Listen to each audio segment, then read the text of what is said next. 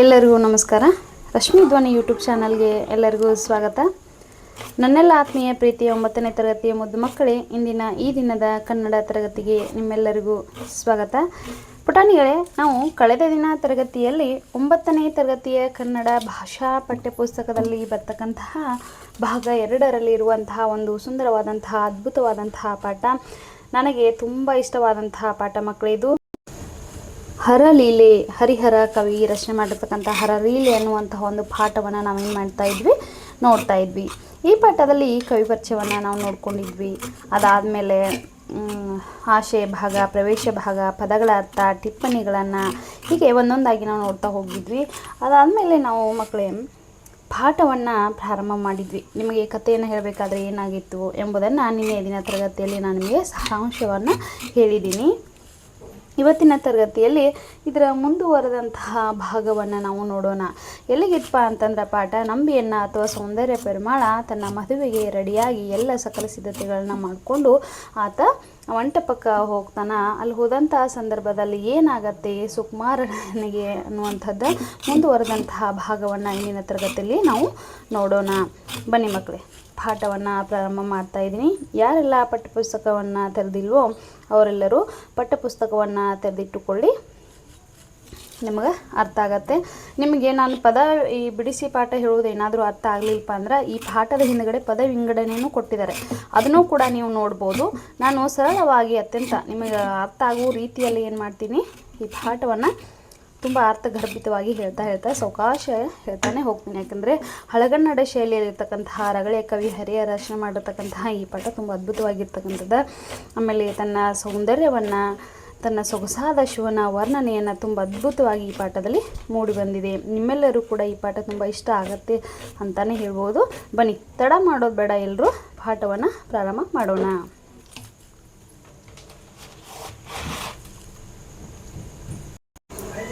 ವಿವಾಹ ತತ್ಪರನಾಗಿ ನಂಬಿಯನ್ನಂ ವನದ ಒಳಗೆ ಇತ್ತಲು ಕೈಲಾಸಪುರದ ಅರಮನೆಯಲ್ ಅಪರಿಮಿತ ಪರಿವಾರನಾಗಿ ವಿರೂಪಾಕ್ಷನ್ ಇದ್ದು ಗಿರಿಜೆಗೆ ಇಂತು ಎಂಧಂ. ನೋಡಿ ಮಕ್ಕಳೇ, ವಿವಾಹವಾಗತಕ್ಕಂತಹ ಒಂದು ಖುಷಿಯಲ್ಲಿ ಸಂತೋಷದಲ್ಲಿ ಯಾರಿದ್ದಾರೆ ಹೇಳಿ ನೋಡೋಣ. ನಂಬಿಯನ್ನ ಅಂದರೆ ಸೌಂದರ್ಯ ಪೆರುಮಾಳ ಆತ ಇದ್ದಾನೆ.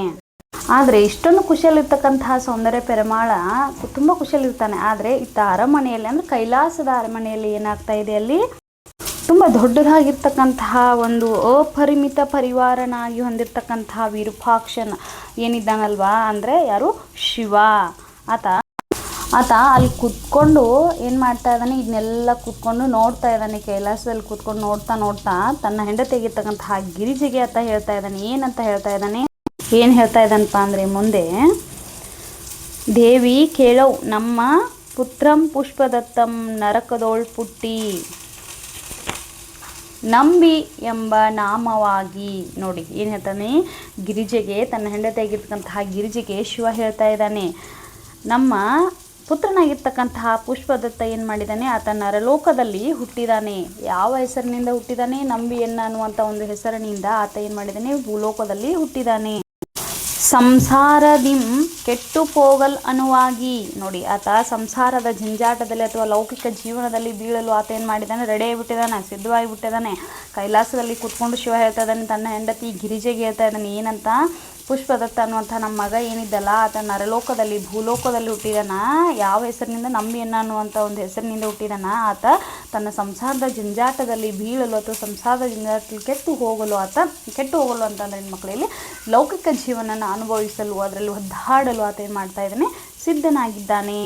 ಮುಂದೆ ಏನು ಹೇಳ್ತಿದ್ದ ಅಂತಂದ್ರೆ ಶಿವ, ಇರ್ಧಪಂ ಆತಂಗೆ ಮುನ್ನ ಇಂಥ ನಂಬುಗೆ ಬೆನ್ ಬಳಿಕೊಂಡು ಹೋಗಿ ಮರ್ತೆದೊಳ್ತೊತ್ತು ಕೊಂಡು ಆವು ಕಳುಪಿದ ನಿಮ್ಮ ಇಬ್ಬರು ರುದ್ರಕನ್ನಿಕೆಯರು ಚೋಳ ದೇಶದ ತಿರುವಾರೂರ್ ಒಳಂ ತಿರುವತ್ತಿ ಊರೊಳಂ ಪರಿವೆ ಸಂಕಲಿಗಳ್ ಎಂಬ ನಾಮದಿನ್ ಜನಿಸಿ ಇರ್ದಫರ್. ನೋಡಿ ಏನು ಹೇಳ್ತಾ ಇದ್ದಾನಪ್ಪ ಅಂದರೆ, ಸಂಸಾರದ ಜಂಜಾಟದಲ್ಲಿ ಬೀಳಲು ಯಾರು, ನಮ್ಮ ಮಗನಾಗಿರ್ತಕ್ಕಂತಹ ಸೌಂದರ್ಯ ಪೆರುಮಾಳ್ ಅಂತಂದರೆ ನಂಬಿಯನ್ನ, ಸೌಂದರ್ಯ ಪೆರುಮಾಳ್ ಅನ್ನುವಂಥ ಹೆಸರಿನಿಂದ ಅವೇನು ಮದುವೆ ಆಗಲು ಹೊರಟಿದ್ದಾನಲ್ವ, ನಾವು ಈಗಲೇ ಭೂಲೋಕಕ್ಕೆ ಹೋಗಿ ತಡಿಬೇಕು. ಯಾಕಪ್ಪ ಅಂದ್ರೆ ನಾನು ಆತನಿಗೆ ಮಾತನ್ನ, ಒಂದು ವಚನವನ್ನು ಆತನಿಗೆ ನಾನು ಕೊಟ್ಟಿದ್ದೀನಿ. ನಾನು ನಿಮಗೆ ಕತೆ ಹೇಳಬೇಕಾದ್ರೆ ಹೇಳಿದ್ದೆ ಮಕ್ಕಳೇ, ಏನಂತ ನಂಬಿಯನ್ನ ಭೂಲೋಕಕ್ಕೆ ಹೋಗುವುದಿಲ್ಲ ಅಂತೇಳಿ ಹಠ ಮಾಡಿ ಕೂಳ್ತಿರುವಂಥ ಸಂದರ್ಭದಲ್ಲಿ ಶಿವ ಏನು ಹೇಳ್ತಾನೆ, ಅಂಥ ಸಂದರ್ಭ ಬಂದಾಗ ನಾನೇ ಭೂಲೋಕಕ್ಕೆ ಬಂದು ಸ್ವತಃ ನೀನನ್ನು ಕೈಲಾಸಕ್ಕೆ ಕರೆದುಕೊಂಡು ಬರ್ತೀನಿ ಅಂತೇಳಿ ಒಂದು ಮಾತನ್ನು ಕೊಟ್ಟಿರ್ತಾನೆ.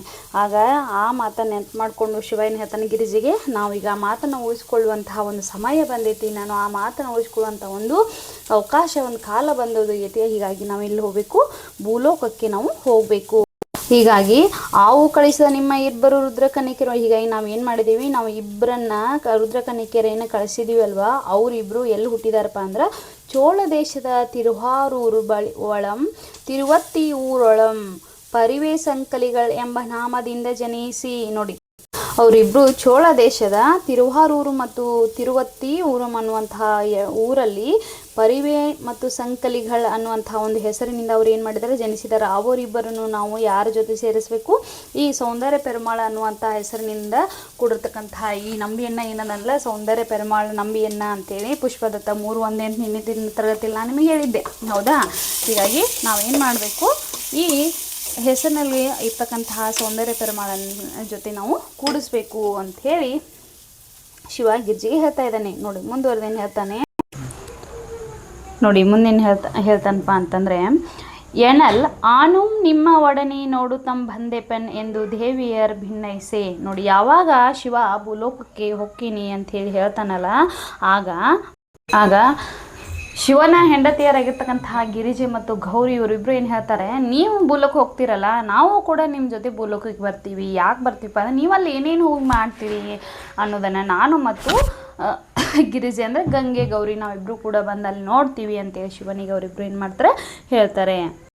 ಆಗ ಇವರಿಬ್ಬರು ಹೇಳಿದಂತಹ ಮಾತಿಗೆ ಶಿವ ಏನು ಹೇಳ್ತಾನೆ ನೋಡಿ, ಎನಲ್ ಆನಂ ನಿಮ್ಮ ಒಡನೆ ನೋಡು ತಮ್ಮ ಬಂದೆಪನ್ ಎಂದು ದೇವಿಯರ್ ಭಿನ್ನೈಸೆನೀನ್. ಅಂದರೆ ಅವರಿಬ್ಬರು ಹೇಳಿದಾದ್ಮೇಲೆ ಶಿವ ಅತ್ಯಂತ ಕರುಣೆ, ನೀನ್ ಅತ್ಯಂತ ಕರುಣಿ, ನಾ ಮಾಡ್ಪುದು ಅತಿ ನಿಷ್ಠೂರ ಚರಿತ್ರಂ ಆದೊಡಂ ನೀ ಬಂದಂ ಆನ್ ಆವ ಊರೋಳ್ ಇದ್ದೇನ್ ಎನಲ್ ಅಲ್ಲಿಯ ದೇವಾಲಯದೋಳ್ ಇರುತ್ತೆ ಭರ್ಪದು ಎಂದು ಕರುಣಿಸಿ ವಿಚಿತ್ರಂ ಮತ್ತಂ ದೇವಿಯರ್ ನೋಡಲ್ ಓರ್ವ ಶತರುದ್ಧನ್ ಆಗಿ ನಿಂದು ಇರ್ದನ್ ಎಂತು ಎಂದೊಡೆ. ನೋಡಿ, ಇದನ್ನ ಹೆಂಗೆ ಬಿಡಿಸ್ಬೇಕಪ್ಪ, ಲಾಸ್ಟ್ನೇದು ಎಷ್ಟು ಚೆನ್ನಾಗಿ ಕೊಟ್ಟಿದ್ದಾರೆ, ನಿಂದು ಇರ್ದನ್ ಎಂತು ಎಂದೊಡೆ. ನೋಡಿ, ಆಗ ಏನು ಹೇಳ್ತಾ ಇದ್ದಾನೆ ಶಿವ, ನೋಡಿ, ನೀವು ಅತ್ಯಂತ ಕರುಣಾಮಯಿಗಳು, ನಾ ಮಾಡ್ಪುದು ಅತಿ ನಿಷ್ಠೂರ ಚರಿತ್ರಂ ಆದೋಡಂ ನೀ ಬಂದು ಆನ್ ಆವ ಊರೋಳ್.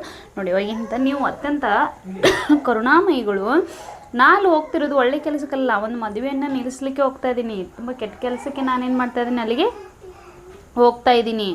ಆದರೆ ನೀವು ಅಲ್ಲಿ ಬಂದು ಎಲ್ಲಿರ್ತೀರಾ ಅಂತ ಕೇಳಿದಾಗ, ಆಗ ಎನಲ್ ಅಲ್ಲಿಯ ದೇವಾಲಯದೋಳು ಇರುತ್ತೆ ಭರ್ಪುದು ಎಂದು ಕರುಣಿಸಿ ವಿಚಿತ್ರಂ ಮತ್ತು ದೇವಿಯರ್ ನೋಡಲ್. ನೋಡಿ, ನಾವೆಲ್ಲಿರ್ತೀವಿ ಅಂತಂದರೆ ನಾವು ದೇವಾಲಯದಲ್ಲಿ, ಊರು ಹೊರಗೆ ಇರ್ತಕ್ಕಂತಹ ದೇವಾಲಯದಲ್ಲಿ ನಾವಿಬ್ಬರು ಉಳಿತೀವಿ ಅಂತ ಹೇಳ್ತಾರೆ. ಅವಾಗ ಇವರಿಬ್ಬರು ಮಾತಾಡ್ತಾ ಇರುವಂಥ ಸಂದರ್ಭದಲ್ಲಿ, ಅವರಿಬ್ಬರು ನೋಡ್ತಿರುವಂತಹ ಸಂದರ್ಭದಲ್ಲಿ ಶಿವ ಓರ್ವ ಶತರುದ್ಧನಾಗಿ, ನೋಡಿ ಅವಾಗ ಶಿವ ಏನಂತ 100 ವರ್ಷದ ಹನ್ನ ಮುದುಕನಾಗಿ ತನ್ನ ವೇಷಭೂಷಣಗಳನ್ನ ಬದಲಾಯಿಸ್ಕೊಂಡು ಆತ ಮುದುಕನಾಗಿ ಆತ ಬದಲಾಗ್ತಾನೆ. ಗೊತ್ತಾಯ್ತಲ್ವ ಮಕ್ಕಳೇ, ಇದು ಸಂಪೂರ್ಣ ಪ್ಯಾರಾದ ಅರ್ಥ ನಿಮಗೆ. ನೋಡಿ, ಮುಂದಿನ ಪ್ಯಾರಾದಲ್ಲಿ ಏನೈತಮ್ಮ ಅಂತಂದರೆ, ಇಲ್ಲಿ 3ನೇ ಪ್ಯಾರಾದಲ್ಲಿ ಕೊಟ್ಟಿದ್ದಾರೆ ಆತನ ವೇಷಭೂಷಣಗಳ ಬಗ್ಗೆ. ಅಂದರೆ ಶಿವ 11 ಮುದುಕನಾಗಿ ಹೇಗೆ ಬದಲಾದ, ಆತನ ವೇಷಭೂಷಣಗಳು ಹೇಗಿದ್ವು ಎಂಬುದನ್ನು ಇಲ್ಲಿ ಹೇಳಲಾಗುತ್ತೆ. ಆಪಾದ ಮಸ್ತಕ ಪರ್ಯಂತರ ಉದ್ದೋಳಿಸಿದ ವಿಭೂತಿಯ ತಲೆಯೊಮ್ಮೊಯ್ಯಂ ನರೆಯ ತರೆಗಳ ಆಗೆ ಜಡೆಯ ಚಂದ್ರಕಳೆ ಕೊಡೆಯಾಗೆ ಪಿಡಿದ ತ್ರಿಶೂಲಂ ಕೊಡೆಯ ಕಾವಾಗೆ ಕಟ್ವಾಂಗಂ ಎಷ್ಟಿಯಾಗೆ ಆಭರಣದೋಳ್ ಒಂದು ಸರ್ಪಂ ಪ್ರಮಾಣ ಪತ್ರಂ ಆಗೆ ಕಮಲಜ ಸಿರಂ ಕಮಂಡಲಂ. ನೋಡಿ, ಆಪಾದ ಮಸ್ತಕ ಪರ್ಯಂತರಂ. ಆಪಾದ ಮಸ್ತಕ ಅಂತಂದರೆ ತಲೆ ಕಾಲಿಂದ ಹಿಡಿದು, ಅಂದರೆ ತಲೆಯಿಂದ ಹಿಡಿದು ಕಾಲಿನವರೆಗೆ ಅಥವಾ ಕಾಲಿಂದ ಹಿಡಿದು ತಲೆಯವರೆಗೆ ಉದ್ದೂಡಿಸಿದ ವಿಭೂತಿಯ ತಲೆ, ಅಂದರೆ ಪೂರ್ತಿ ವಿಭೂತಿಯನ್ನು ಹಾಕೊಂಡ ರೀತಿಯಲ್ಲಿ ಏನಾಯಿತು, ತಲೆ ಮಸ್ತಕ ಅಂದರೆ ತಲೆಯಿಂದ ಹಿಡಿದು ಕಾಲಿನವರೆಗೆ ಏನಾಯಿತು, ವಿಭೂತಿಯನ್ನು ಧರಿಸಿದಂತಹ ವಿಭೂತಿಯ ತಲೆ ಮಯ್ಯಂ ನೆರೆ ತೆರೆಗಳ್ ತಲೆಯಲ್ಲೂ ಕೂಡ ತಲೆಯಿಂದ ಹಿಡಿದು ಪೂರ್ತಿಯಾಗಿ ಅದು ಏನು ಮಾಡಿದ್ದಾನೆ, ವಿಭೂತಿಯನ್ನು ಧರಿಸಿದ್ದಾನೆ. ಮೈಯೊಳು ಎಲ್ಲವೂ ಕೂಡ ಶಿವನ ಮೈಯೆಲ್ಲ ಏನಾಗಿದೆ, ವಿಭೂತಿಯಿಂದ ಆವೃತವಾಗಿದೆ. ನೆರೆ ತೆರೆಗಳಾಗಿ ಜಡೆಯೇ ಚಂದ್ರಕಳೆ ಕೊಡೆಯಾಗಿ ನೋಡಿ,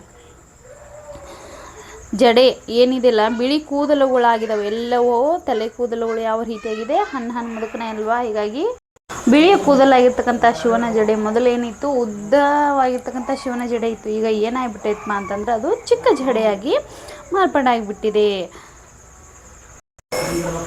ಜಡೆಯ ಚಂದ್ರಕಳೆ ಕೊಡೆಯಾಗಿ ನೋಡಿ, ಶಿವನ ತಲೆಯಲ್ಲಿರ್ತಕ್ಕಂತಹ ಜಡೆ ಇರುತ್ತಲ್ವಾ, ಆ ಜಡೆಯಲ್ಲಿ ಚಂದ್ರ ಯಾವ ರೀತಿ ಪಳಪಳ ಅಂತ ಹೊಳಿತಾ ಇರ್ತಾನೆ. ಹೀಗಾಗಿ ಆ ಶಿವನ ಜಡೆಯಲ್ಲಿರ್ತಕ್ಕಂತಹ ಚಂದ್ರ ಹೇಗೆ ಬದಲಾದ ಕೊಡೆಯಾಗಿ. ವಯಸ್ಸಾದವ್ರಿಗೆ ಏನಾಗಿರತ್ತಪ್ಪ ಅಂದರೆ ಸಾಮಾನ್ಯವಾಗಿ ತುಂಬ ವಯಸ್ಸಾದವರಿಗೆ ಕೊಡೆಯನ್ನು ಹಿಡ್ಕೊಂಡು ಹೋಗ್ತಿರ್ತಾರೆ, ಬಿಸಿಲು ತಾಗಬಾರ್ದು ಅನ್ನುವಂತಹ ಉದ್ದೇಶದಿಂದ. ಅದೇ ರೀತಿಯಾಗಿ 100 ವರ್ಷದ ಮುದುಕನಾಗಿರ್ತಕ್ಕಂತಹ ಶಿವನಿಗೆ ಚಂದ್ರ ಕೊಡೆಯಾಗಿ ಬದಲಾಗಿಬಿಡ್ತಾನೆ. ಆದರೆ ಪಿಡಿದ ತ್ರಿಶೂಲಂ ಘಾವಾಗೆ ನೋಡಿ, ತ್ರಿಶೂಲ ಏನಿರುತ್ತಲ್ಲ, ಆ ತ್ರಿಶೂಲ ಏನಾಯ್ತಪ್ಪ, ಶಿವನ ಕೈಲಿರ್ತಕ್ಕಂಥ ತ್ರಿಶೂಲ ಆ ಕೊಡೆ ಇರ್ತಕ್ಕಂತಹ, ಈ ಕೊಡೆಯಾಗಿ ಹಿಡಿಕೆ ಅಂತ ಕರಿತೀವಲ್ವ, ಹಾಗಾಗಿ ಅದು ಹಿಡಿಕೆಯ ರೂಪದಲ್ಲಿ ಬದಲಾವಣೆ ಆಗುತ್ತೆ. ಶಿವನ ಹತ್ರ ಕಟ್ವಾಂಗಂ ಯುಷ್ಟಿಯಾಗೆ ಆಭರಣದವಳು ನೋಡಿ, ಶಿವನ ಹತ್ರ ಕಟ್ವಾಂಗಂ ಅಂತಂದರೆ ಬುರುಡೆ ಇರುತ್ತಲ್ಲ, ಆ ಬುರುಡೆ ಏನಾಯ್ತಪ್ಪ ಅಂತಂದರೆ ಊರುಗೋಲಾಗಿ, ವಯಸ್ಸಾದವರಿಗೆ ಊರುಗೋಲು ಹಿಡ್ಕೊಳ್ಳೋದು ತುಂಬ ಅವಶ್ಯಕ, ಹೌದಲ್ವಾ. ಹೀಗಾಗಿ ಅದು ಯಾವ ರೀತಿಯಾಗಿ ಮಾರ್ಪಾಡಾಯಿತು, ಕಟ್ವಾಂಗಂ ಆ ಊರುಗೋಲಾಗಿ ಬದಲಾಯಿತು. ವಯಸ್ಸಾದವರಿಗೆ ಹಿಡಿದುಕೊಳ್ಳಲು ಊರುಗೋಲು ಹೇಗೆ ಬೇಕಲ್ಲ, ಹೀಗಾಗಿ ಆ ರೀತಿಯಾಗಿ ಅದೇನಾಯಿತು, ತುಂಬ ಬದಲಾವಣೆ ಆಯಿತು.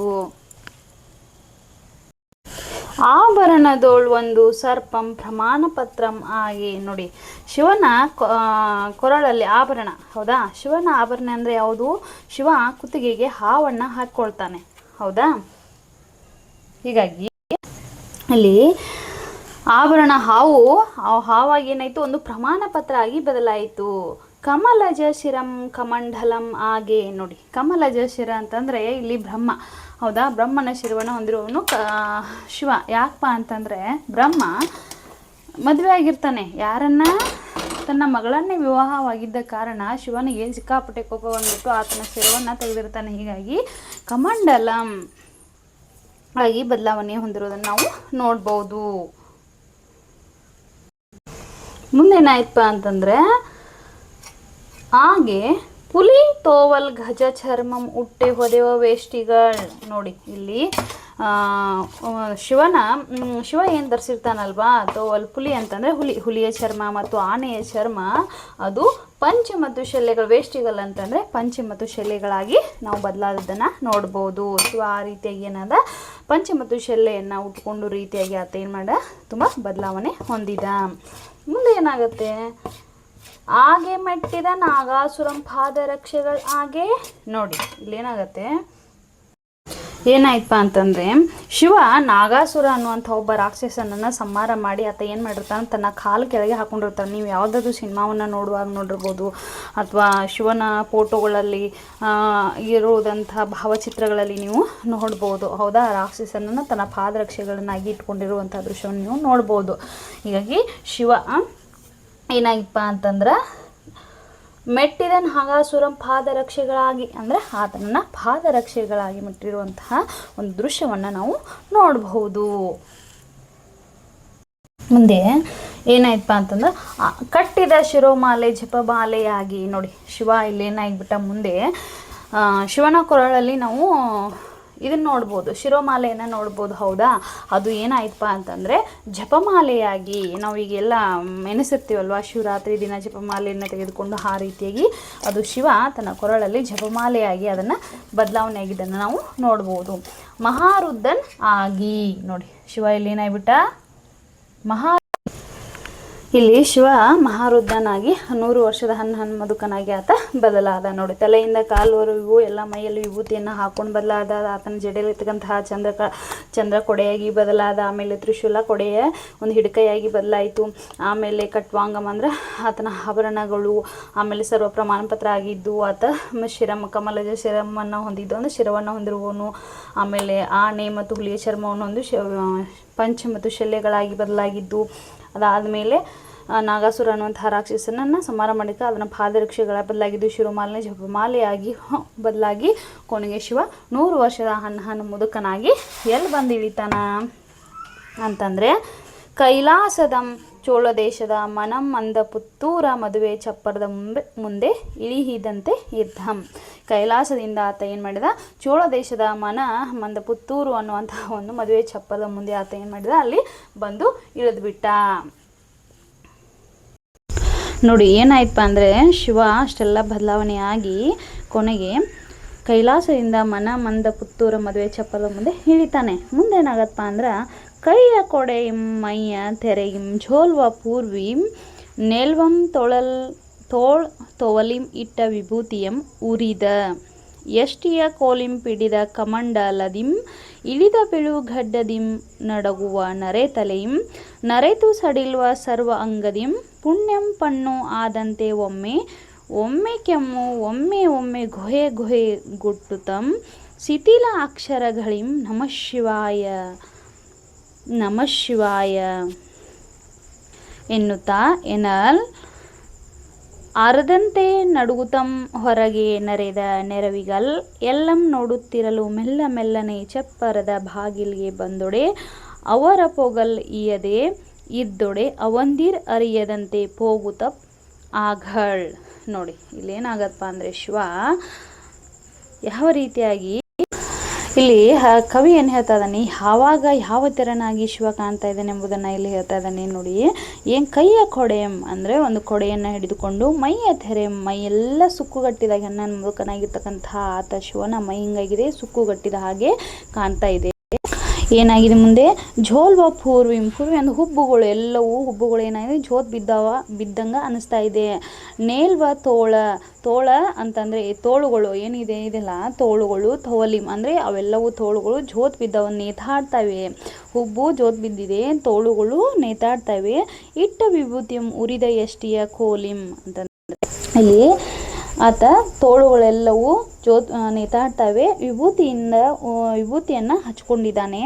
ಉರಿದ ಎಷ್ಟಿಯ ಕೋಲಿಂ ಅಂದರೆ ಊರುಗೊಲ್ಲನ್ನು ಹಿಡ್ಕೊಂಡಿದ್ದಾನೆ. ಕೈಯಲ್ಲಿ ಕಮಂಡಲ ದಿಮ್ ಅಂದರೆ ಪಿಡಿದ ಕಮಂಡಲ ದಿಮ್ ಅಂದರೆ ಕೈಯಲ್ಲಿ ಕಮಂಡಲವನ್ನು ಹಿಡ್ಕೊಂಡಿದ್ದಾನೆ. ಇಳಿದ ಬೆಳುಗಡ್ಡದಿಂ ನಡಗುವ ಅಂದರೆ ಬಿಳಿದಾಗಿರ್ತಕ್ಕಂತಹ ಗಡ್ಡಗಳು ಆತನಿಗೆ ಮೂಡಿವೆ.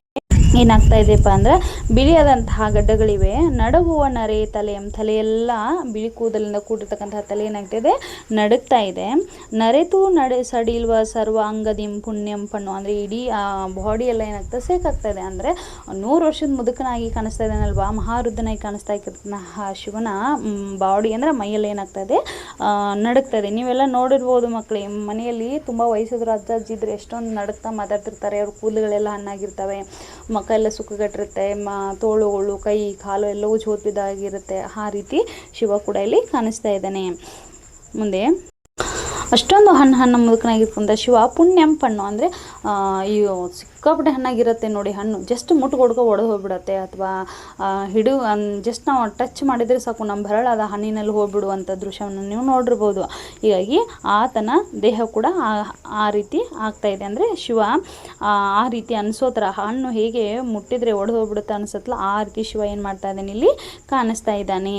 ಇಲ್ಲಿ ಶಿವ ಆದಂತೆ ಒಮ್ಮೆ ಒಮ್ಮೆ ಕೆಮ್ಮು ಒಮ್ಮೆ ಒಮ್ಮೆ ಗುಹೆ ಗುಟ್ಟು ಒಂದೊಂದು ಸಲ ಈಗ ತುಂಬ ವಯಸ್ಸಿದವ್ರು ಕೆಮ್ತಿರ್ತಾರಲ್ಲ ಅಂಥೇಳಿ ಆ ರೀತಿ ಒಮ್ಮೊಮ್ಮೆ ಒಂದೊಂದು ಸಲ ಕೆಮ್ತಾ ಇದ್ದಾನೆ, ಒಂದೊಂದು ಸಲ ಆತ ಗೊರ್ರ ಅಂಥೇಳಿ ಸೌಂಡ್ ಅಂದರೆ ಶಬ್ದವನ್ನು ಬರ್ತಾ ಇದೆ. ಶಿಥಿಲ ಅಕ್ಷರಗಳಿಂ ನಮಃ ಶಿವಾಯ ಅಂದರೆ ಶಿಥಿಲ ಅಕ್ಷರಗಳನ್ನ ಹೇಳ್ತಾ ಇದ್ದಾನೆ. ಏನಂತ ಹೇಳ್ತಾ ಇದ್ದಾನೆ, ಓಂ ನಮಃ ಶಿವಾಯ ಅಂಥೇಳಿ ಆತ ಏನು ಮಾಡ್ತಾ ಇದ್ದಾನೆ ಹೇಳ್ತಾ ಇದ್ದಾನೆ ಎನ್ನುತ್ತಾ.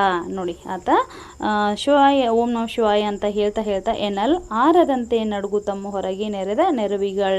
ನೋಡಿ ಅಲ್ಲಿ ಏನು ಮಾಡಿದ ಆ ರೀತಿ ಓಂ ನಮ ಶಿವಾಯ ಓಂ ನಮ ಶಿವಾಯ ಅಂತ ಒಂದೊಂದ್ಸಲ ಕೆಮ್ತಾ ಇದ್ದಾನೆ, ಒಂದೊಂದ್ಸಲ ಗೊರು ಅಂತ ಹೇಳಿ ಸೌಂಡನ್ನು ಮಾಡ್ತಾ ಇದ್ದಾನೆ, ಇನ್ನೊಂದ್ಸಲ ಆತ ಓಂ ನಮ ಶಿವಾಯ ಅಂತ ಶಿಥಿಲಾಕ್ಷರಗಳನ್ನ ಹೇಳ್ತಾ ಅಲ್ಲಿ ನಡುಗುತ್ತಾ ಏನು ಮಾಡಿದ ಹೊರಗೆ ನೆರೆದಿರ್ತಕ್ಕಂಥ ಅಲ್ಲಿ ಏನು ಜನ ಇದ್ರಲ್ಲ ಅಲ್ಲಿರ್ತಕ್ಕಂತಹ ಮದುವೆ ಮಂಟಪಕ್ಕೆ ಬಂದು ಶಿವ ಇಳಿತಾನೆ. ನೋಡಿ ಈಗ ಅಲ್ಲಿ ಎಲ್ಲರೂ ಹೊರಗಡೆ ನಿಂತಿರುವಂಥ ಸಂದರ್ಭದಲ್ಲಿ ನಡುಗುತ್ತಮ್ಮ ಹೊರಗೆ ನೆರೆದ ನೆರವಿಗಳು ಎಲ್ಲಂ ನೋಡುತ್ತಿರಲು. ನೋಡಿ ಅಲ್ಲೆಲ್ಲ ಜನ ನಿಂತಿದ್ರು, ಅವರೆಲ್ಲ ನೋಡ್ತಾ ಇದ್ರು. ಮೆಲ್ಲನೆ ಚಪ್ಪರದ ಬಾಗಿಲಿಗೆ ಬಂದೊಡೆ. ಅವಾಗ ಮೆಲ್ಲನೆ ಆತ ಏನು ಮಾಡಿದಪ್ಪ ಅಂದ್ರೆ ಆ ಮದುವೆ ಮಂಟಪದ ಚಪ್ಪರವನ್ನು ಹಾಕಿದ್ರಲ್ಲ ಅಲ್ಲಿ ಆ ಚಪ್ಪರದ ಬಾಗಿಲ ಕಡೆ ಆತ ಅಲ್ಲಿ ಬಂದು ಅವರ್ ಪೋಗಲ್ ಈ ಅಲ್ಲೇನು ಮದುವೆ ಮಂಟಪದ ಬಾಗಿಲ ಹತ್ರ ಇರ್ತಕ್ಕಂಥ ಅವ್ರು ಏನು ಮಾಡಿದ್ರು ಅದನ್ನು ಹೋಗಲಿಕ್ಕೆ ಬಿಡಲಿಲ್ಲ. ಆಗ ಹೋಗಲಿಕ್ಕೆ ಬಿಡದಂತಹ ಸಂದರ್ಭದಲ್ಲಿ ಇರ್ದೊಡೆ ಅವಂದಿರ್ ಅರಿಯದಂತೆ ಪೋಗುತ್ತಪ್ ಆಗಲ್ಲ. ಶಿವ ಆತ ಹೇಳ್ಬೇಕಾ ಆತನಿಗೆ ತನ್ನ ಮಾಯಾ ಮಂತ್ರಶಕ್ತಿಯಿಂದ ಕೈಲಾಸದಿಂದ ಕೂತ್ಕೊಂಡು ಇಷ್ಟೆಲ್ಲ ಆಗೋದನ್ನು ನೋಡ್ತಾ ಇದ್ದಾನೆ. ಅವರು ಯಾರು ಆತನನ್ನು ಮದುವೆ ಮಂಟಪದ ಒಳಗೆ ಹೋಗ್ಲಿಕ್ಕೆ ಬಿಡ್ತಾ ಇಲ್ಲ ಅಂದ ತಕ್ಷಣ ಆತ ಸುಮ್ಮನೆ ಇರ್ತಾನೇನ್ರಿ? ಇಲ್ಲ, ಆತ ಏನು ಮಾಡಿಬಿಟ್ಟ ತನ್ನ ಮಾಯಾಶ ಮಂತ್ರಶಕ್ತಿಯಿಂದ ಅವ್ರು ಬಿಡದೇ ಇದ್ರೆ ಏನಂತೆ ನಾನು ಒಳಗೆ ಹೋಗ್ತೀನಿ ಅಂತೇಳಿ ಅಂದ್ಕೊಂಡು ಶಿವ ಏನು ಮಾಡಿಬಿಟ್ಟ ಒಳಗಡೆ ಅವ್ರಿಗೆ ಗೊತ್ತಾಗದಂತೆ ಅರಿಯದಂತೆ ಅಂದ್ರೆ ಅವ್ರಿಗೆ ತಿಳಿಯದಂತೆ ಅವ ಏನು ಮಾಡಿದ ಒಳಗಡೆ ಹೋದ. ನೋಡಿ ಮುಂದೆ ಏನಾಗುತ್ತೆ, ವಿವಾಹ ಮಂಟಪಂ ಹೋಗುತ್ತಾ ಇರ್ಪ ತಮ್ಮನ್ ಆರು ಅರಿಯದೆ ಕಾಣದೆ ಲೆಕ್ಕಿಸದೆ ಸಂಭ್ರಮದೊಳ್ ಇರೆ. ನೋಡಿ ವಿವಾಹ ಮಂಟಪ ಮದುವೆ ಮಂಟಪ ಅಂದರೆ ಹೇಳಬೇಕಾ, ಎಲ್ಲರೂ ಮದುವೆ ಸಂಭ್ರಮದಲ್ಲಿದ್ದಾರೆ, ಎಲ್ಲರೂ ತಮ್ಮ ತುಂಬ ಚೆನ್ನಾಗಿ ರೆಡಿಯಾಗಿ ಬಂದಿರ್ತಾರೆ, ಆಭರಣಗಳನ್ನ ಹಾಕ್ಕೊಂಡಿರ್ತಾರೆ, ತಮ್ಮ ಕುಟುಂಬದ ಸದಸ್ಯರೆಲ್ಲರೂ ಬಂದಿರ್ತಾರೆ, ತಮ್ಮ ವೈಭೋಗದಲ್ಲಿ ಅವರೆಲ್ಲ ಇರ್ತಾರೆ. ವಿವಾಹ ಮಂಟಪದಲ್ಲಿ ಈತ ಹೋಗ್ತಾ ಇದ್ರೆ ಈತ ಹೋಗ್ತಿರುವುದನ್ನು ಯಾರು ಅಲ್ಲಿ ನೋಡ್ತಾ ಇಲ್ಲ, ಅರಿಯದೆ ಕಾಣದೆ ಲೆಕ್ಕಿಸದೆ. ನೋಡಿ ಅಲ್ಲಿ ಈತ ಒಳಗಡೆ ಹೋದ್ರು ಈತ ಶತರುದ್ಧ ಹೋಗಿದಾನಂತಂದ್ರು ಒಬ್ಬರು ಕೂಡ ಈತನನ್ನು ಲೆಕ್ಕಿಸ್ತಾ ಇಲ್ಲ. ಅವರೆಲ್ಲರೂ ಏನು ಮಾಡ್ತಾರೆ ತಮ್ಮ ಸಂಭ್ರಮದೊಳಗೆ ಅವರೆಲ್ಲರೂ ಇದ್ದಾರೆ. ಆಗ ಶಿವ ಏನು ಅನ್ಕೋತಾನೆ, ಮೆಲ್ಲನೆ ಎಲ್ಲವ ನೋಡುತ್ತಮ್. ಅವಾಗ ಸಾವಕಾಶವಾಗಿ ಎಲ್ಲವನ್ನು ಒಂದೊಂದು ಕ್ಷಣ ಒಂದೊಂದು ಹೆಜ್ಜೆಯನ್ನು ಇಡ್ತಾ ಆತ ಏನು ಮಾಡ್ತಾನೆ ಎಲ್ಲ ಕಡೆ ಗಮನವನ್ನು ಹಾಯಿಸ್ತಾ ಇದ್ದಾನೆ. ಶಿವ ಮನದೊಳ್ ನಗುತ್ತಮ್ ಕೋಲ್. ಅವಾಗ ಏನು ಮಾಡ್ತಾನೆ ತನ್ನ ಮನಸ್ಸಿನೊಳಗೆ ತಾನೇ ನಗ್ತಾನೆ ಶಿವ. ಈ ರೀ ನೀವು ಮಾಡ್ರಿ ಎಷ್ಟು ಸಂಭ್ರಮದಿಂದ ಅದಿರಿ, ಈ ರೀ ನೋಡೋಣ ಇದೆಲ್ಲ ಎಷ್ಟು ಹೊತ್ತಿರತ್ತೆ ಅಂತೇಳಿ ಶಿವ ಏನು ಮಾಡ್ತಾನೆ ತನ್ನ ಮನಸ್ಸಿನೊಳಗೆ ನಗ್ತಾ ಇದ್ದಾನೆ. ಅಲ್ಲಿ ಏನಾಗಿಬಿಡತ್ತಪ್ಪ ಅಂತಂದರೆ ಕೋಲನ್ನು ಊರುತ್ತೆ ಕೆಮ್ಮಿತೆ ಸಾಲ್ಕೊಂಡು. ನೋಡಿ ಆತ ಕೋಲನ್ನು ಊರ್ತಾ ಮುಂದೆ ಎಲ್ಲರೂ ಆತನ ಕಡೆ ನೋಡಲಿ ಅನ್ನುವಂಥ ಉದ್ದೇಶದಿಂದ ಜೋರಾಗಿ ಕೆಮ್ತಾ ಇದ್ದಾನೆ. ಕೆಮ್ತಾ ಏನಂತಿದ್ದಾನೆ ಆತ ಜೋರಾಗಿ ಕೆಮ್ತಾ ಅಂದರೆ ಎಲ್ಲರ ಅಟೆನ್ಷನ್ ಅವನ ಕಡೆ ಬರಬೇಕು. ವೃದ್ಧ ಬಂದಿದ್ದಾನೆ ಅಂತ ಎಲ್ಲರೂ ಶತವೃದ್ಧ ಬಂದಿದ್ದಾನೆ ಅಂತ ಎಲ್ಲರೂ ಗಮನ ಹರಿಸ್ಬೇಕು ಅನ್ನೋಂಥ ಉದ್ದೇಶದಿಂದ ಏನು ಮಾಡ್ತಾನೆ ಶಿವ ಜೋರಾಗಿ ಕೆಮ್ತಾ ಇದ್ದಾನೆ. ಅವಾಗ ಕೆಮ್ತಾ ಮುಂದೆ ಹೋಗ್ತಿರುವಂಥ ಸಂದರ್ಭದಲ್ಲಿ ಇದ್ದ ತುಪ್ಪದ ಕೊಡಂಗಳು 4 ಎಡಹಿ ನಮ ಶಿವಾಯ ಎಂಬ ವೃದ್ಧ ಧ್ವನಿ ಪುಟ್ಟೆ ಕೊಡಂಗಳೊಲ್ ಮೇಲ ಒಡೆ ಬಿದ್ದು. ನೋಡಿ ಇಲ್ಲೇನಾಗತ್ತಪ್ಪ ಅಂದರೆ ಅಲ್ಲಿ ಆ ಮದುವೆ ಮಂಟಪದಲ್ಲಿ ಸಾಲಾಗಿ ಏನು ಮಾಡ್ತಾರೆ ತುಪ್ಪದ ಕೊಡಗಳನ್ನು ಜೋಡಿಸಿಟ್ಟಿದ್ದಾರೆ. ಈತ ಎಲ್ಲರೂ ನೋಡ್ಲಿ ಅನ್ನೋಂಥ ಉದ್ದೇಶದಿಂದ ಕೆಮ್ತಾ ಏನು ಮಾಡ್ತಾನೆ ಅಲ್ಲಿ ಇಟ್ಟಿರ್ತಕ್ಕಂತಹ ತುಪ್ಪದ ಕೊಡಗಳನ್ನು ನೋಡೋದ್ಲಿ ಎಡು ಬಿಡ್ತಾನ. ಅವಾಗ ಅವೆಲ್ಲ ತುಪ್ಪದ ಕೂಡ ಅಲ್ಲಿ ಏನಾಗ್ಬಿಡುತ್ತೆ ಬಿದ್ದು ಬಿಡುತ್ತೆ. ಅವಾಗ ಈತನೇ ಅಂತ ನಮ ಶಿವಾಯ ಅಂಥೇಳಿ ತನ್ನ ಧ್ವನಿಯನ್ನು ಶಿಥಿಲಾಕ್ಷರಗಳೇನು ಹೇಳ್ತಿರ್ತಾನಲ್ವ ಆ ವೃದ್ಧ ಧ್ವನಿಯಿಂದ ಈತನ ಮಾಡ್ತಾನೆ ಅಲ್ಲಿ ಹೇಳ್ತಾನೆ.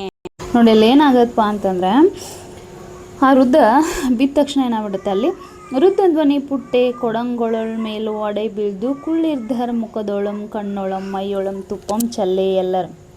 ಅಲ್ಲೇನಿರ್ತಾರಲ್ಲ ಜನರ ಮೇಲೆ ಈತ ಎಡುವಿದ ತಕ್ಷಣ ಒಂದರ ಮೇಲೆ ಅಂತೆ ಅದನ್ನೇನು ಜೋಡಿಸ್ಕೊಂಡು ಇಟ್ಕೊಂಡು ಹೋಗಿರ್ತಾರಲ್ವ ತುಪ್ಪದ ಕೊಡಗಳು ಅವೆಲ್ಲ ಕೂಡ ಏನಾಗ್ಬಿಡುತ್ತೆ ಸಡನ್ನಾಗಿ ಬಿದ್ದುಬಿಡುತ್ತೆ. ಈತ ಎಡುವಿದ ತಕ್ಷಣ ಬಿದ್ದಾದ ತಕ್ಷಣ ಇದೇನಾಗ್ಬಿಡತ್ತಪ್ಪ ಅಂತಂದರೆ ಅಲ್ಲಿ ಎಲ್ಲರ ಮೈ ಮೇಲೆ ಮುಖದ ಮೇಲೆ ಆಮೇಲೆ ಅವರ ಬಟ್ಟೆಗಳ ಮೇಲೆ ಎಲ್ಲ ತುಪ್ಪ ಬಿದ್ದುಬಿಡತ್ತೆ.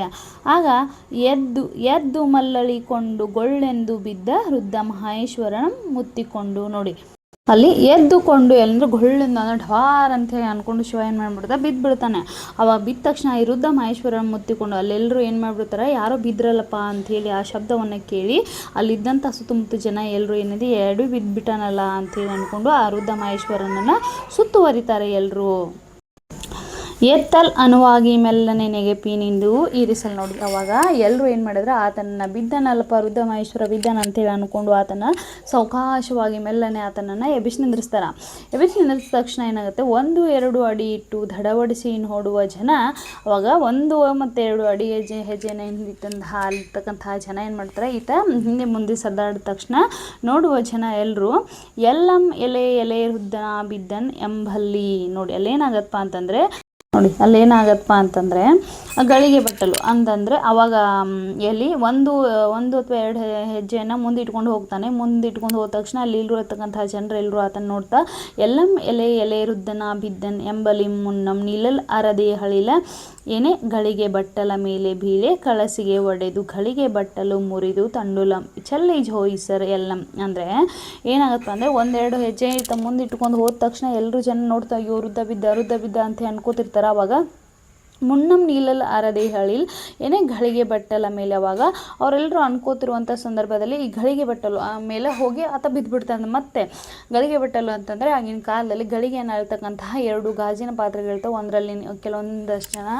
ನೀರು ತುಂಬಿಡ್ತಿದ್ರು, ಇನ್ನು ಕೆಲವೊಂದಷ್ಟು ಮರಳು, ಅಂದರೆ ಅದು ಒಂದರಿಂದ ಇನ್ನೊಂದು ಕಡೆ ಅದು ಸಾವಕಾಶವಾಗಿ ನಿಧಾನವಾಗಿ ಬೀಳ್ತಾ ಇದ್ರೆ ಅದಕ್ಕೆ ನಾವೇನು ಕೇಳ್ತಾಯಿದ್ರು, ಒಂದು ಗಳಿಗೆ ಕಳೀತು. ಇವಾಗೆಲ್ಲ ಟೈಮ್ ಗಡಿಯಾರ ಇದೆ. ಆಗಿನ ಕಾಲಾಗೆಲ್ಲ ಎಲ್ಲಿ ಗಡಿಯಾರ ಇದರ ಅಂದಾಜಿನ ಮೇಲೆ ಅವಾಗೆಲ್ಲ ಟೈಮನ್ನು ನೋಡ್ತಾ ಇತ್ತು ಜನ.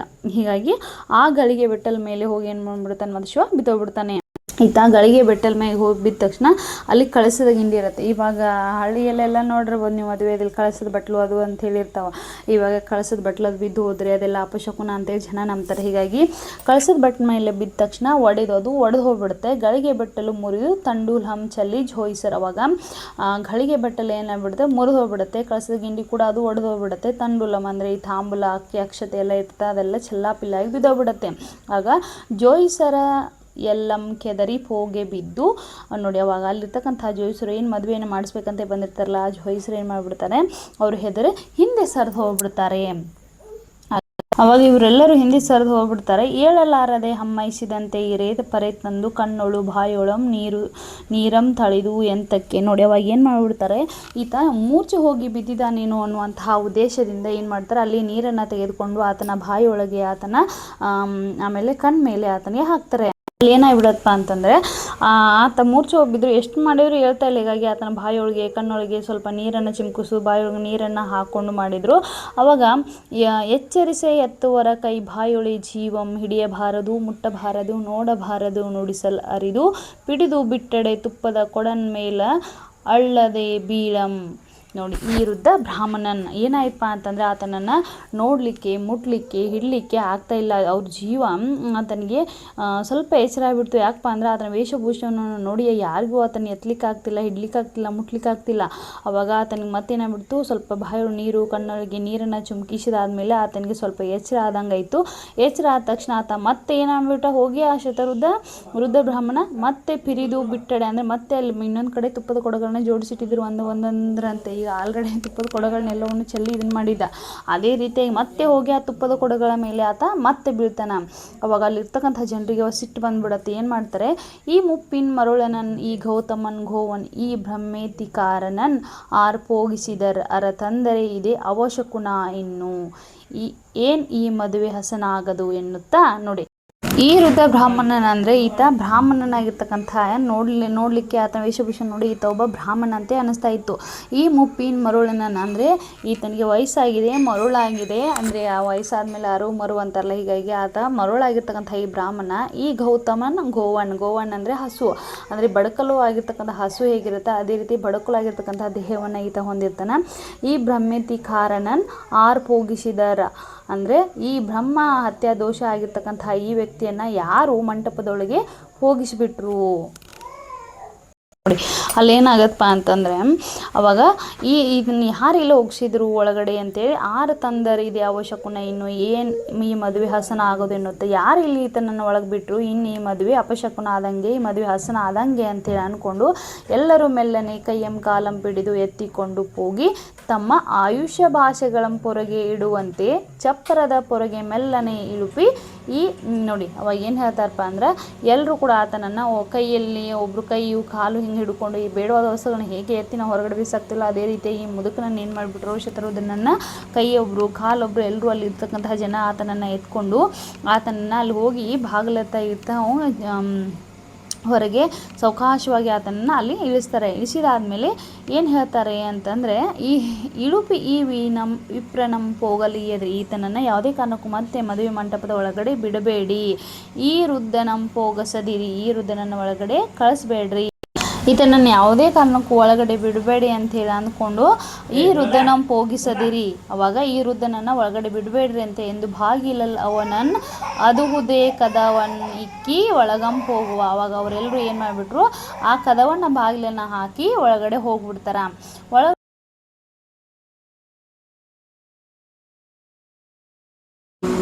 ಇಕ್ಕಿ ಒಳಗಂಪೋಗುವ ಐಸಕ್ಕೆ ಅವರಿ ಮುನ್ನಂ ಏಯ್ತಂದು ಒಳಗಂ ಪೊಕ್ಕು ತೋರಣದ ತಳಿರಂ ಪರಿದು ಶಿವದಿಡುತ್ತಾ ಇರಲ್ ಅವರ ಕಂಡು ಬೆರಗಾಗಿ ಈಗಳ್ ಇಂತು ಪೊರಗೆ ಇರಿಸಲಾಗಲ್ ಅಂತೆ ಬಂದು ಮುಂದೆ ಇರ್ದಪನ್ ಈ ವೃದ್ಧಂ ಕಿರುಕೊಳನಲ್ ಕಾರಣಿಕನ್ ಆಗಲ್ ವೇಳ್ಕೊಮ್ ಎಂದು ನೋಡುತ್ತಾ ಇದ್ದಾರ್. ನೋಡಿ ಇಲ್ಲೇನು ಹೇಳ್ತಾರಪ್ಪ ಅಂತಂದರೆ, ಇದನ್ನ ಈಗಲಾದರೂ ನಾವು ಹೊರಗಡೆ ಬಿಟ್ಟು ಬಂದಿದ್ವಿ, ಅಷ್ಟಾಗಲಿ ಇದನ್ನು ಯಾವುದೇ ಕಾರಣಕ್ಕೂ ಒಳಗಡೆ ಬಿಡಬೇಡ್ರಿ ಅಂತ ಹೇಳಿ ಬಂದರೂ ಕೂಡ ಅಷ್ಟಾಗಲೇ ನಾವೆಲ್ಲರೂ ತಿರುಗಿ ವಾಪಸ್ ಇಲ್ಲಿ ಒಳಗಡೆ ಬರೋ ಹೊತ್ತಿಗೆ ಇವ ನಮ್ಮ ಮುಂದೆ ಇಷ್ಟೊಂದು ಪ್ರತ್ಯಕ್ಷ ಆಗಿದ್ದಾನಲ್ಲ, ಬಂದು ಶಿವಾಲಯ ಸುಮ್ಮನೆ ಇರಲ್ಲ, ಒಳಗಿರ್ತಕ್ಕಂತಹ ತಳಿರು ತೋರಣ ಎಲ್ಲವನ್ನು ಹರಿದು ಹಾಕ್ತಿರ್ತಾನೆ ರೀ. ಹೀಗಾಗಿ ಆತ ಮಾಡ್ತಿರುವಂತಹ ದೃಶ್ಯವನ್ನು ನೋಡೋಂಥ ಅಲ್ಲಿ ಜನ ಎಲ್ಲರೂ ಬೆರಗಾಗಿ ನೋಡ್ತಾರೆ. ಈಗಾದರೂ ಹೊರಗಡೆ ಇದ್ದ ಮತ್ತೆ ಬಂದು ನೀವು ನಮ್ಮ ಮುಂದೆ ಹೀಗೆ ನಿಂತಿದ್ದಾನಲ್ಲ ಈ ವೃದ್ಧ, ಈತ ಕಿರುಕುಳ ಕೊಡುವವನಲ್ಲ, ಈತ ಕಾರಣೀಕರ್ತನಾಗಿದ್ದಾನೆ. ಏನೋ ಒಂದು ಕಾರಣವನ್ನು ಇಟ್ಕೊಂಡು ಈತ ಏನು ಮಾಡಿದ್ದಾನೆ, ಇಲ್ಲಿ ಬಂದಿದ್ದಾನೆ, ಕಾರಣಿಕನಾಗಿದ್ದಾನೆ. ಯಾವುದೋ ಒಂದು ತಪ್ಪಿಗಾಗಿ ಶಿವ ಅವಕೃಪೆಗಾಗಿ ಒಳಗಾಗಿ ಭೂಲೋಕಕ್ಕೆ ಬಂದು ಅನಂತರ ಕೈಲಾಸದ ಶಿವಗಣ ಪರಿವಾರದಲ್ಲಿ ಸೇರುವವನೇ ಕಾರಣಿಕ, ಅವತಾರ ಪುರುಷ ಅಂತ ಕರಿತೀವಿ. ಹೀಗಾಗಿ ಆತ ಏನಾಗಿದ್ದಾನೆ, ಒಬ್ಬ ಅವತಾರ ಪುರುಷನಾಗಿದ್ದಾನೆ ಅಂಥೇಳಿ ಎಲ್ಲರೂ ಕೂಡ ಅಲ್ಲಿ ನೋಡ್ತಾ ಇರ್ತಾರೆ. ಅಷ್ಟೆಲ್ಲ ಜನ ನೋಡ್ತಾ ನಿಂತಿರೋ ಒಂದು ಸಂದರ್ಭದಲ್ಲಿ ನಂಬಿಯನ್ನು ಅಲ್ಲಿ ಮದುವೆ ಮಂಟಪದ ಹತ್ರ ಬರ್ತಿರ್ತಾನೆ. ಬಂದ ತಕ್ಷಣ ಆತನನ್ನು ನೋಡಿ ಅಲ್ಲಿ ಶಿವ ಏನು ಹೇಳ್ತಾನೆ, ಅಲ್ಲಿರ್ತಕ್ಕಂತಹ ಜನರಿಗೆ ಈತ ತತ್ವ ವಂಶಕ್ಕೆ ಅಂದರೆ ಈತ ಏನಪ್ಪ ಅಂದರೆ ಸೇವಕರ ವಂಶಕ್ಕೆ ಸೇರಿದವನು, ರಾಜವಂಶಕ್ಕೆ ಸೇರಿದವನಲ್ಲ. ಈತನಿಗೆ ನಿಮ್ಮ ಮಗಳನ್ನು ಕೊಟ್ಟು ಮದುವೆಯನ್ನು ಮಾಡಬೇಡ್ರಿ, ರಾಜ್ಕುಮಾರ್ ಕೊಟ್ಟು ಮದುವೆ ಮಾಡಬೇಡ್ರಿ ಅಂತ ಹೇಳ್ತಾನೆ. ಆಗ ನಂಬಿ ಏನಂದ್ರೆ ತುಂಬ ಸಿಟ್ಟು ಬಂದುಬಿಡುತ್ತೆ. ಏನಪ್ಪ ಈತ ನಾನು ಮದುವೆ ಬಗ್ಗೆ ಎಷ್ಟೊಂದು ಕನಸನ್ನು ಕಂಡಿದ್ದೀನಿ, ಎಷ್ಟೊಂದು ಸಂತೋಷವನ್ನು ಪಟ್ಟಿದ್ದೀನಿ, ಆದರೆ ಈತ ನನ್ನ ಮದುವೆಯನ್ನು ಎಲ್ಲವನ್ನ ಪ್ಲ್ಯಾನನ್ನು ಹಾಳು ಮಾಡೋಕ್ಕೆ ಬಂದಿದ್ದಾನಲ್ಲ, ಇಷ್ಟೆಲ್ಲ ಅವಾಂತರ ಮಾಡ್ತಾ ಇದ್ದಾನಲ್ಪ ಅಂತ ಮತ್ತಷ್ಟು ಕೋಪ ಬಂದುಬಿಡುತ್ತೆ. ಅವಾಗ ಆತನಿಗೆ ಹೋಗಿ ನೀನು ಏನು ಹೇಳ್ತಾ ಇದ್ದೀನಿ, ನನ್ನ ಯಾಕೆ ಸೇವಕನ ವಂಶದವನು ಅಂತ ಹೇಳ್ತದೆ, ಏನು ಪ್ರೂಫ್ ಇದೆ ಅಂತ ಶಿವನಿಗೆ ಕೇಳಿದಾಗ ನಾನು ಪಾಠ ಮಾಡ್ಬೇಕಾದ್ರೆ ಹೇಳಿದೆ ಏನಂತ, ಆತನ ಆಭರಣ ಏನಿದ್ದ ಅವು ಒಂದು ಪ್ರಮಾಣ ಪತ್ರ ಆಗಿ ಬದಲಾಗಿದ್ದು ಅಂತ ಹೇಳಿ. ಅವಾಗ ಆ ಪ್ರಮಾಣ ಪತ್ರವನ್ನು ತೆಗೆದು ತೋರಿಸ್ತಾನೆ. ನೋಡಿ ಈತನ ಸೇವಕರು ಆದರೆ ಈತನ ಮನೆಯವರೆಲ್ಲರೂ ಈತನನ್ನು ನನಗೆ ಹಿಂಗೆ ತೊತ್ತಿನ ವಂಶಕ್ಕೆ ಸೇರಿದವನಂತೆ ಒಂದು ಪ್ರಮಾಣ ಪತ್ರವನ್ನು ಬರೆದು ಕೊಟ್ಟಿದ್ದಾರೆ ನೋಡಿ ಅಂತ ಎಲ್ಲರೂ ಮುಂದೆ ತೋರಿಸ್ತಾನೆ. ಆವಾಗ ನಿನ್ನ ಊರು ಯಾವುದು ಏನು ಎಂಬುದನ್ನು ಎಲ್ಲವನ್ನು ತೋರಿಸ್ತೀನಿ ಬಾ ಅಂತ ಶಿವ ಆತನನ್ನು ಕರೆದುಕೊಂಡು ಹೋಗ್ತಾನೆ. ಅಲ್ಲಿ ಕರ್ಕೊಂಡು ಹೋಗಿ ನೀವು ಅಮ್ಮೆಯನ್ನು ರಗಳೆ ಪಾಠ ಬುಕ್ ಓದಬೇಕು, ಆ ಬುಕ್ದಲ್ಲಿ ತುಂಬ ಚೆನ್ನಾಗಿದೆ ಮಕ್ಕಳೇ, ಅಲ್ಲಿ ಹೋಗಿ ಅವಾಗೆಲ್ಲ ತೋರಿಸ್ತಾನೆ. ಶಿವ ಅಂದರೆ ಎಲ್ಲರೂ ಪಾತ್ರಧಾರಿಗಳು, ವೇಷಧಾರಿಗಳು ಎಲ್ಲರೂ ಇದ್ದವರೆಲ್ಲ ಶಿವನೇ ಈ ರೀತಿ ವೇಷವನ್ನು ಹಾಕ್ಕೊಂಡು ಬಂದು ಈ ರೀತಿ ಮಾಡ್ತಾನೆ, ಅವನ ಜೊತೆ ಕೈ ಸೇರಿಸೋಕ್ಕೆ ಎಷ್ಟು ಜನ ಇರ್ತಾರೆ ಹೇಳಿ ನೋಡೋಣ. ಹೀಗಾಗಿ ಎಲ್ಲರೂ ಬಂದು ಹೌದು ಹೌದು ಅಂತೆಲ್ಲ ಇದರಲ್ಲಿ ಈಶಾನ ಭಟ್ರು ಅವರು ಇವ್ರು ಭಾಳ ಜನ ಬರ್ತಾರೆ, ಅವರೆಲ್ಲ ಹೇಳ್ತಾರೆ. ಆವಾಗ ಆತನಿಗೆ ಮತ್ತಷ್ಟು ಕೋಪ ಬಂದುಬಿಟ್ಟು ಅವಾಗ ನಮ್ಮ ಏನು ಮಾಡಿಬಿಡ್ತಾನೆ, ಆ ಪ್ರಮಾಣ ಪತ್ರವನ್ನು ಹರಿದಾಕ್ಬಿಡ್ತಾನೆ. ಅವಾಗ ಈಗ ಹೇಳು ನಿನ್ನ ಹತ್ರ ಏನು ದಾಖಲೆ ಇದೆ ಅಂತೇಳಿ ಕೇಳಿದಾಗ ಅವಾಗ ಶಿವ ಏನು ಹೇಳ್ತಾನೆ, ನಂಗೆ ಗೊತ್ತಿತ್ತು ನೀನು ಈಗ ಮಾಡ್ತೀಯ ಅಂತ, ಅದಕ್ಕೆ ನಾನು ಒರಿಜಿನಲ್ ಕಾಪಿ ನನ್ನ ಹೆಂಡತಿ ಹೇಳಿದ್ಲು, ನಾನು ಒರಿಜಿನಲ್ ಕಾಪಿ ನನ್ನ ಮನೇಲಿ ಬಿಟ್ಬಿಟ್ಟಿದ್ದೀನಿ, ತಂದುಬಿಟ್ಟಿದ್ದೀನಿ, ಇಟ್ಬಿಟ್ಟಿದ್ದೀನಿ, ನೀನು ಇವಾಗ ಹರಿದಿದ್ದು ಡೂಪ್ಲಿಕೇಟ್ ಕಾಪಿ ಒಂದು ನಕಲಿ ಕಾಪಿ ಅಂತ ಹೇಳಿದಾಗ ಮನೆಯಲ್ಲಿದೆ ಅಂತೇಳಿ ಅಮ್ಮೇನೆ ಕೇಳ, ಮನೆಯಲ್ಲಿದೆ ಬಾ ತೋರಿಸ್ತೀನಿ ಅಂತ ಅದನ್ನು ಕರೆದುಕೊಂಡು ಹೋಗ್ತಾನೆ. ಊರವರೆಗೆ ದೇವಾಲಯದ ಹತ್ರ ಇರ್ತಕ್ಕಂತಹ ಅಲ್ಲಿ ದೇವಾಲಯ ಒಳಗೆ ಹೋಗಿ ಶಿವಾಲಯನ ಬಿಡ್ತಾನೆ. ಶಿವಾಲಯ ಇರತ್ತಲ್ವ ಅಲ್ಲಿ ಐಕ್ಯನಾಗಿಬಿಡ್ತಾನೆ. ಅವಾಗ ಶಿವಾಲಯದ ಹತ್ರ ಐಕ್ಯನಾಗಿಬಿಟ್ಟಾಗ ಈತ ಸುತ್ತು ಕಡೆ ಅಂತ ಎಲ್ಲ ನೋಡ್ತಾನೆ. ಅವಾಗ ಆತ ಕಾಣೋದೇ ಇಲ್ಲ. ಅವಾಗ ದೇವಾಲಯದ ಒಳಗಡೆ ಹೋಗ್ತಾನೆ. ಅವಾಗ ಅಲ್ಲಿ ಶಿವಲಿಂಗವನ್ನು ನೋಡಿದ ತಕ್ಷಣ ಆತನಿಗೆ ಏನಾಗ್ಬಿಡುತ್ತೆ, ಅದನ್ನು ಭೋಜನದಲ್ಲಿರ್ತಕ್ಕಂತಹ ಎಲ್ಲ ನೆನಪುಗಳು ಬಂದುಬಿಡುತ್ತೆ. ತಾನು ಪುಷ್ಪದತ್ತನಾಗಿದ್ದು, ಪರಮೇಶ್ ಅಂಕಿಲಿಯನ್ನು ಮದುವೆ ಆಗಬೇಕಾಗಿದ್ದು, ಹೀಗೆ ಎಲ್ಲವೂ ದೃಷ್ಟಿಯವ ನೆನಪಾದಾಗ ಅವಾಗ ಅವ ಏನಂತಾನೆ, ಓ ಹೌದು ನನ್ನ ಶಿವನೇ ಲೋಕಕ್ಕೆ ಬಂದು ನನ್ನ ಸಂಸಾರದ ಜೀವನದಲ್ಲಿ ಬಿದ್ದು ಕೆಟ್ಟು ಹೋಗ್ಬಿಡ್ತಿದ್ದೆ, ಆತನೇ ಬಂದು ನಾನು ಇಲ್ಲಿ ಕರ್ಕೊಂಡು ಹೋಗಲಿಕ್ಕೆ ಬಂದಿದ್ದಾನೆ ಅಂತ ಹೇಳಿ ಆತನ ಅವಾಗ ಎಲ್ಲವೂ ಕೂಡ ಆತನಿಗೆ ನೆನಪಾಗ್ಬಿಡುತ್ತೆ. ಇದೇ ನಮ್ಮ ರಗಳೆ ಇಡೀ ಪುಸ್ತಕದ ಸಾರಾಂಶ ಮಕ್ಕಳೇ. ನಿಮ್ಮೆಲ್ಲರಿಗೂ ಇಂದಿನ ತರಗತಿ ಅರ್ಥ ಆಗಿದೆ ಅಂತ ಭಾವಿಸ್ತಾ ನನ್ನ ತರಗತಿಗೆ ವಿರಾಮವನ್ನು ನೀಡ್ತಾ ಇದ್ದೀನಿ. ಎಲ್ಲರಿಗೂ ನಮಸ್ಕಾರ.